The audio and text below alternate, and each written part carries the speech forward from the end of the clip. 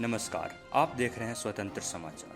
Raghuvansh Singh RJD के उन गिने चुने नेताओं में से एक थे जिन्होंने पार्टी की बुनियाद रखने से लेकर लालू यादव को बुलंदियों तक पहुंचाने में महत्वपूर्ण भूमिका अदा की थी। रघुवंश प्रसाद को अपने 4 दशक के राजनीतिक सफर में राष्ट्रीय पहचान 1999 में लालू यादव को लोकसभा चुनाव हार जाने के बाद मिली थी। राष्ट्रीय जनता दल प्रमुख लालू प्रसाद यादव के करीबी माने जाने वाले रघुवंश प्रसाद सिंह का रविवार को निधन हो गया। रघुवंश प्रसाद सिंह आरजेडी के उन गिने चुने नेताओं में से एक थे जिन्होंने पार्टी को बुनियाद रखने से लेकर लालू यादव को बुलंदियों तक पहुंचाने में महत्वपूर्ण भूमिका अदा की थी।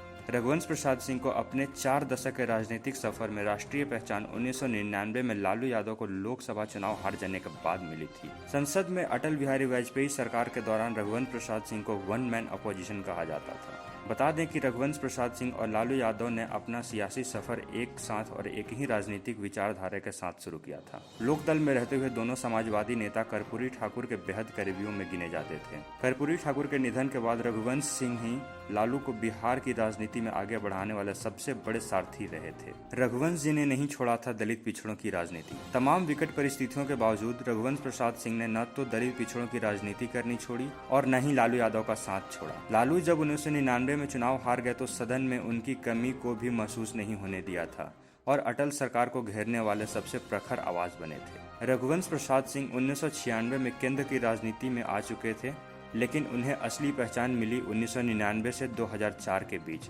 1999 लोकसभा चुनाव में मधेपुरा सीट से शरद यादव और लालू प्रसाद यादव आमने सामने थे। यह चुनाव भले ही लालू के लिए बेहतर ना रहा हो, लेकिन रघुवंश प्रसाद के राष्ट्रीय राजनीति के लिए अहम साबित हुआ था। बिहार की सबसे चर्चित मधेपुरा सीट से शरद यादव जीतने में कामयाब रहे थे। 1999 में जब लालू यादव चुनाव हार गए तो रघुवंश प्रसाद को आरजेडी का संसदीय दल का अध्यक्ष बनाया गया। रघुवंश प्रसाद ने संसद में 9 मुद्दों पर रखा था राय। केंद्र में अटल बिहारी वाजपेयी के नेतृत्व वाली एनडीए सरकार थी। 1999 से 2004 के बीच रघुवंश प्रसाद संसद के सबसे सक्रिय सदस्यों में से एक थे। उन्होंने एक दिन में कम से कम 4 और अधिकतम 9 मुद्दों पर अपनी पार्टी की राय रखी थी। यह एक किस्म का अपने आप में रिकॉर्ड बन गया था। उस दौर में वाजपेयी सरकार को घेरने में रघुवंश प्रसाद सिंह सबसे आगे नजर आते थे। इस तरह से उन्होंने केंद्रीय राजनीति में अपनी मजबूत पहचान बनाई थी। 1999 के चुनाव के कुछ दिनों के बाद रघुवंश प्रसाद सिंह विपक्ष के बेंच पर बैठे थे। बीजेपी नेता अरुण जेटली ने संसद की कार्यवाही में जाते हुए रघुवंश प्रसाद सिंह को रोक लिया। जेटली मुस्कुराते हुए बोले, तो कैसा चल रहा है one man army opposition? Raghuvansh Prasad Singh को यह बात समझ में नहीं आई। अरुण जेटली ने उस दिन का एक अंग्रेजी अखबार उनकी ओर खिसका दिया। अखबार में 4 कॉलम में रघुवंश प्रसाद की प्रोफाइल छपी थी, जिसका शीर्षक था वन मैन अपोजिशन। मनरेगा के जनक थे रघुवंश जी। हालांकि रघुवंश प्रसाद बिहार की राजनीति करते थे और लालू प्रदेश के साथ साथ राष्ट्रीय राजनीति में भी सक्रिय थे। रघुवंश प्रसाद सिंह पहली बार 1996 के लोकसभा चुनाव में बिहार के वैशाली से लालू यादव के कहने पर चुनाव लड़कर संसद पहुंचे। देवगौड़ा प्रधानमंत्री बने। रघुवंश बिहार कोटे से केंद्रीय राज्य मंत्री बने। पशुपालन और डेयरी महकमे के स्वतंत्र प्रभार की जिम्मेदारी मिली।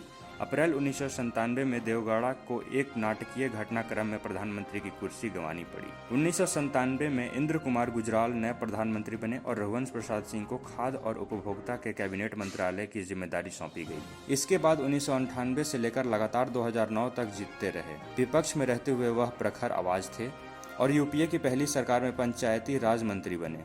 इस दौरान उन्होंने मनरेगा जैसी योजना को अमली जामा पहनाने का काम किया, जिसके बाद यूपीए दूसरी बार सत्ता में आने में सफल रही थी।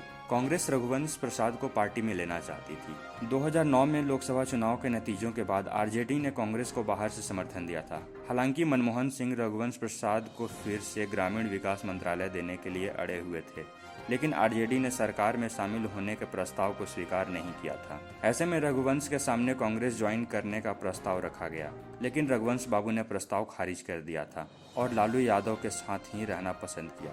लेकिन जब आरजेडी में बाहुबली रमा सिंह की एंट्री हुई तो रघुवंश प्रसाद ने नाराज होकर पार्टी से इस्तीफा दे दिया।